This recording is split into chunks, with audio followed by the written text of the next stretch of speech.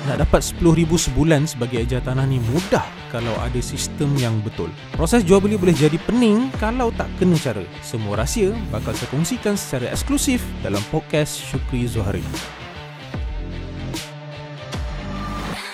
Okey, Assalamualaikum. Dan selamat pagi semua. Seperti biasa, hari ini adalah lockdown hari yang keempat. So, kali ini saya nak share dengan anda semua tentang perkara basic tapi kita selalu miss, iaitu fact sheet. Okay, so siapa yang ejen baru ataupun rent baru, korang boleh tengok fact sheet ni sebagai panduan ketika jumpa klien. Okay, so kenapa fact sheet ni penting? Satu, bila kita bawa fact sheet, kita sebagai ejen baru, kita nampak lebih bersedia nak ambil info.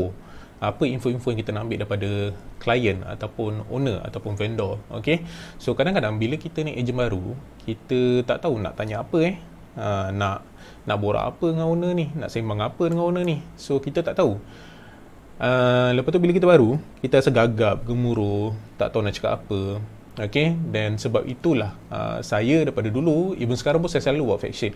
Okay, untuk jadikan dia sebagai satu rutin, supaya kita tak terlepas sebagai ejen. Kalau korang dah lama pun, selalunya kita mesti terlepas beberapa perkara kan, nak tanya soalan-soalan penting kepada owner. Sebagai contoh, soalan-soalan simple, kenapa nak jual rumah, loan berapa banyak tinggal, ataupun ada any issue ke tentang rumah tersebut. Okay, so benda-benda macam tu yang kita termiss. Okay, dan paling menyedihkan kalau kita jual rumah tu, salah seorang ownernya meninggal, kita baru tahu, ataupun sebenarnya dia bukan owner yang sebenar.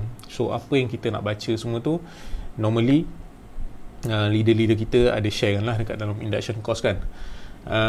Cuma kita bawa juga fact sheet ni, okay, untuk elakkan kita terlepas info-info penting. Okay, so semalam kita ada sharekan tentang ni, okay, tentang perkara ni lah, which is semalam kita cerita pasal hari pertama kita cerita pasal database management, and then kita cerita pasal follow up, follow back, follow through. Okay, lepas tu kita cerita pasal hari ketiga kita cerita pasal 18 cara, okay, semalam untuk dapatkan listing. So hari ini saya cerita tentang fact sheet. Okay, kalau korang perasan topik kita hari-hari dia macam berkait sesama topik sebelum-sebelumnya. So fact sheet ni sebenarnya membantu untuk daripada klien tu kita engage ke appointment, dan appointment tu jadikan listing.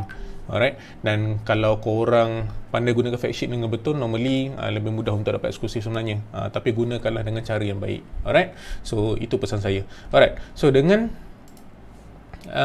fact sheet ni, okay, saya tunjukkan dekat anda apa itu fact sheet sekejap.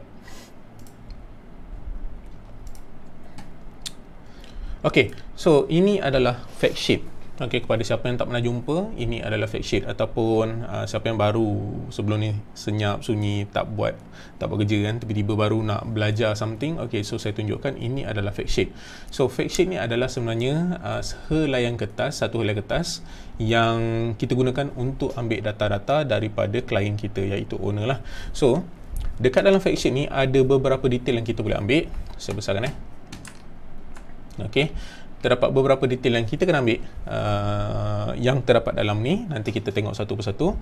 Dan dengan menggunakan fact sheet ni, dia boleh membantu anda untuk pastikan detail yang anda ambil daripada klien tu adalah betul. Kadang-kadang klien kita ni, dia pun tak tahu detail pasal rumah dia. So kita sebagai orang yang menjual, bantu menjual, kita cuba dapatkan melalui fact sheet ni. Okay, kadang-kadang info yang terlepas tu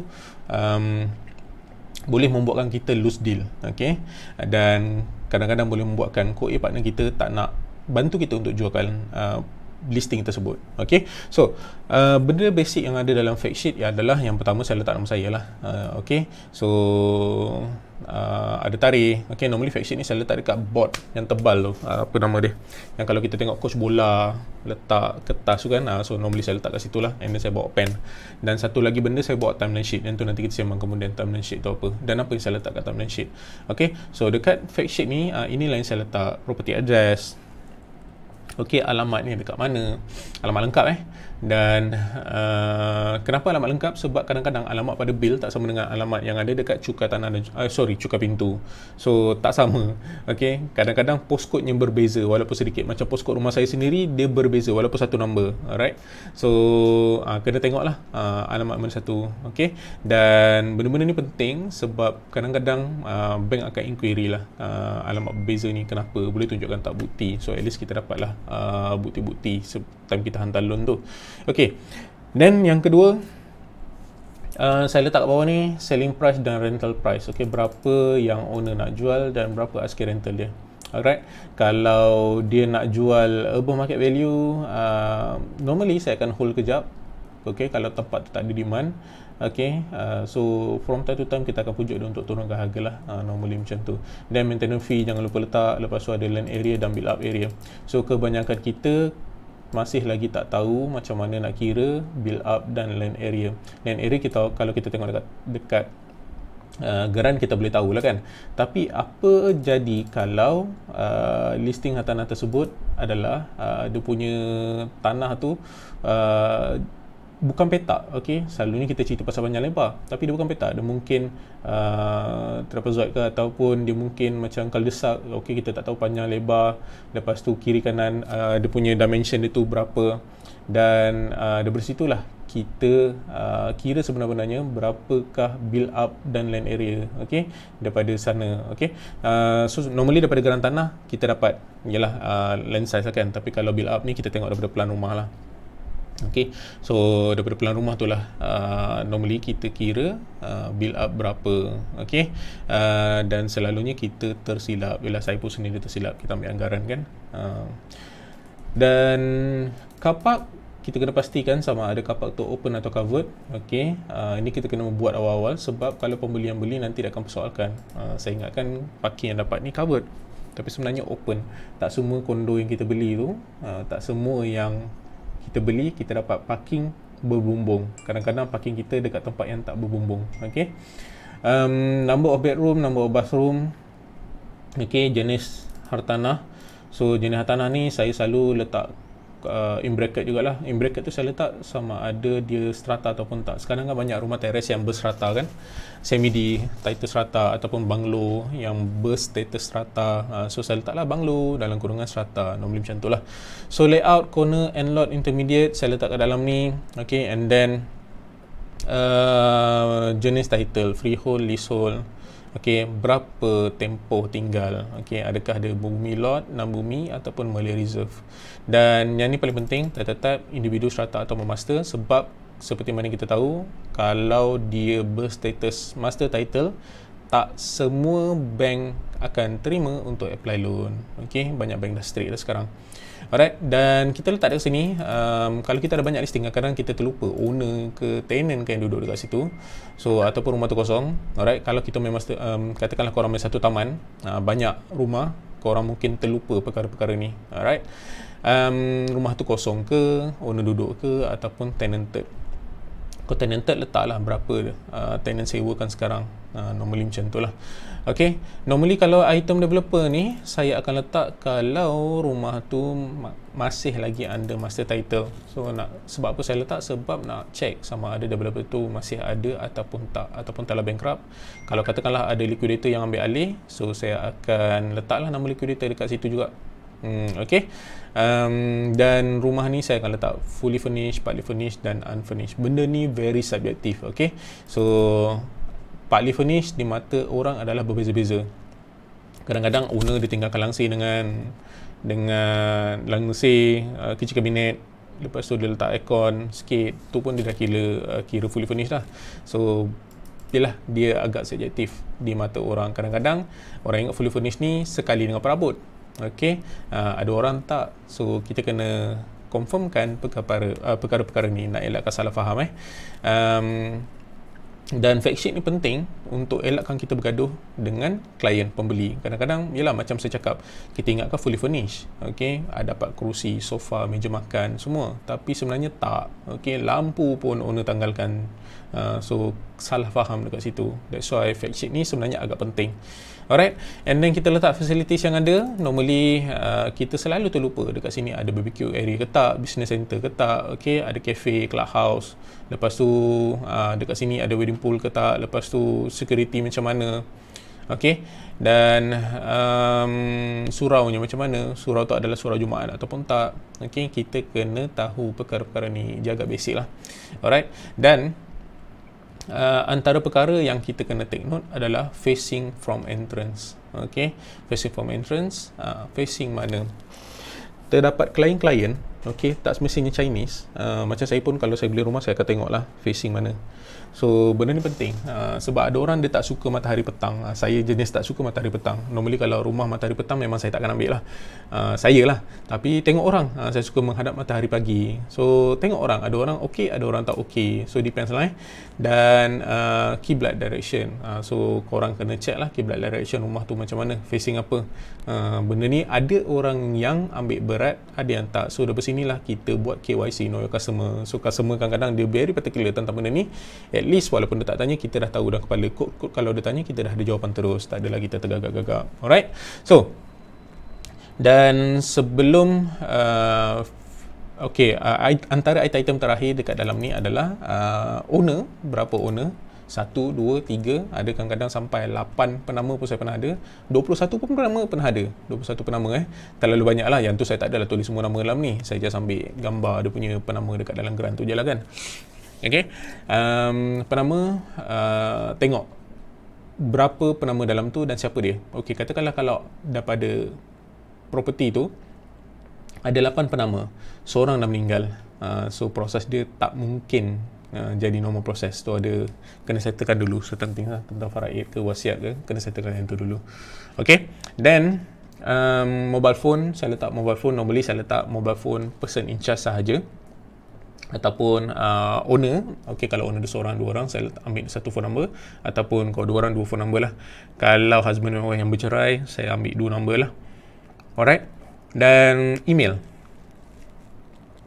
Email ni saya ambil senang untuk kalau nak buat draft SMP ke ataupun lain-lain, saya akan draft terus lah, minta lawyer draft terus. Kenapa email penting? Sometimes terlalu banyak terms and condition yang dalam ATP, OTP yang owner dan juga buyer banyak sangat slash, ni tak nak, tu tak nak, term ni tak nak, term tu tak nak. So senang-senang daripada ATP tu barai, which means maksudnya banyak sangat conteng, buatlah draft SPA, settle. Okay, so semua kita buat dalam draft SPA, tak adalah berconteng-conteng. Banker tengok pun pening kita punya OTP tu kan. So that's why itulah kita melalui email. Okay, so conversation yang macam ni normally saya prefer by email. WhatsApp penting, tapi kalau boleh by email lah, senang kita nak search nanti. So bila kita search tentang rumah tu ataupun nama klien ataupun email klien, nanti akan keluarlah kronologi satu persatu, apa yang kita cerita dengan dia, apa yang owner faham, apa yang lawyer faham, dan apa yang pembeli faham. So senang. Okay, macam kes malam saya ada cerita tentang semalam cara dapat listing. Okay, referral, katakanlah kalau ada referral, korang letak nama referral, nama, nombor IC dia. Okay, lepas tu bawah ni sebenarnya ada satu item tapi tak nampak, which is apa nama dia, bank account. Okay, bank account, referral. Alright, so normally ada letak kat situ lah. Alright, untuk remarks ni, okay, untuk remarks ni selalunya saya letak notes tu sebagai contoh. Berapa hutang owner yang tinggal. Okay, katakanlah rumah tu 500,000, hutang dah masih lagi 500,000. So you kena take note, kalau you jual bawah daripada 500,000, owner kena top up. Owner tu ada duit ke tak untuk top up, daripada situlah you tahu. Okay, dan remarks ni antara benda lain saya letak adalah, kalau owner tu bercerai, saya letaklah status owner bercerai, sebab kita kena ada banyak listing. Bila kena ada banyak listing, kita takut kita terlupa pasal property tu. At least kalau kita terlupa, kita boleh buka file balik lah, baca balik. Okay, remarks, kita baca remarks, tengok apakah nota-nota yang kita terlepas, info-info kita terlepas, okey, antara infonya adalah owner bercerai, ataupun lepas tu perintah mahkamah ke, ataupun rumah ni perintah mahkamah disuruh 70-30. Ada yang saya pernah dapat 70-30 bukan 50-50. So dia bercerai, mahkamah suruh bahagikan harta tu 70-30, keuntungan tu 70-30, dan you kena bagi tahu peguam. Okay, you kena bagi tahu peguam untuk agihkan 70-30.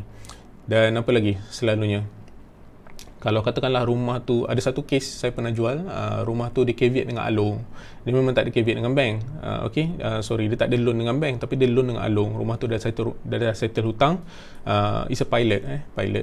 So kena berhenti kerja, and then rumah tu dah settle hutang, and then dia pergi buat cagaran dengan Along. Sebab dia dah tak kerja, dia buat cagaran dengan Along. So bila cagaran dengan Along, then lain lah cara nak settle kan. So ada tulis lah dekat belakang tu, sekatan. Alright, dan benda-benda macam tu lah yang korang kena letak. Okay, sebab setiap rumah, walaupun sebelah, kemungkinan kesnya adalah berbeza, ataupun prosesnya adalah berbeza. That's why saya selalu letak dekat fact sheet, dan saya take note fact sheet ni. Okay, walaupun dah lama, kadang-kadang kita selalu terlupa.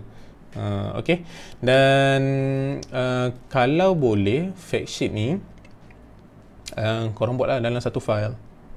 Okay, buat dalam satu file. So dia lebih memudahkan korang untuk buat detail pasal property tersebut.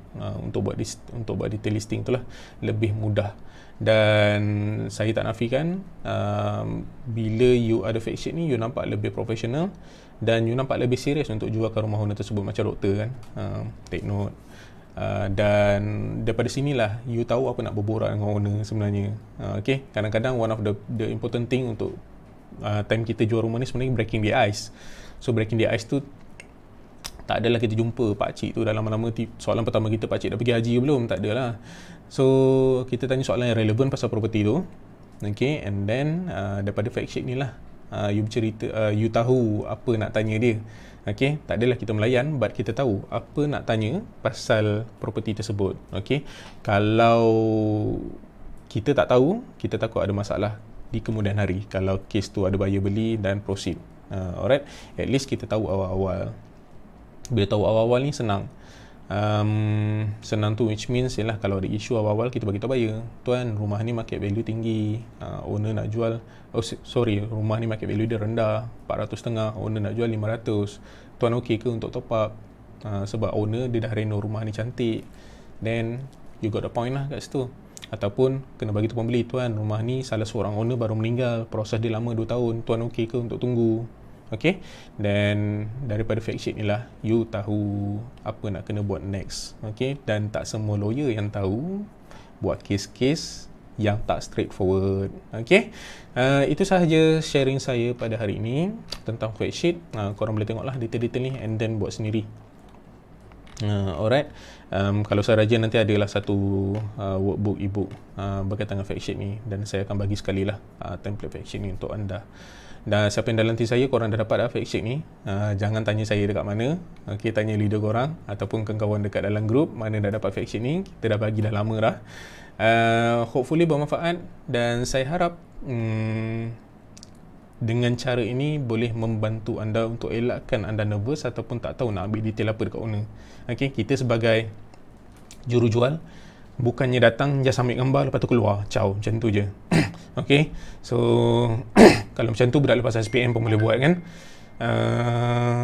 Dengan fact sheet ni nampaklah kita tu profesional sikit.